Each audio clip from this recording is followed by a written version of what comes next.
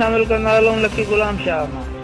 Lucky Ghulam Shah जे चक शहर में मस्जिद आयशा सिद्दीक़ा में मौलाना सैफुल्लाह सिंधी तरफ़ां विलादत मुस्तफ़ा कॉन्फ्रेंस जलसो करायो वियो, जंहिंमें JUI ज़िले शिकारपुर जो जनरल सेक्रेटरी दरगाह सूमराणी शरीफ जो गादी नशीन मौलाना अब्दुल्ला महर, मौलाना अब्दुल रहीम मक्की, मौलाना मोहम्मद तैब मैखो, मौलाना रहीम बख्श सुमरो, मौलाना दीन मोहम्मद महर, हाफिज रफ़ीक अहमद शर, सिंध जे मशहूर नात ख़्वान इमदादुल्लाह फुलकोटरो, हाकिम अबड़ो, इस्लामी शाइर शहज़ादो मीरानी जन शरीक थिया।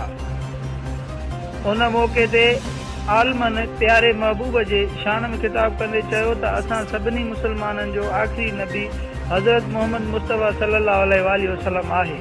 उन खां बाद ॿियो को बि नबी नाज़िल थियणो नाहे।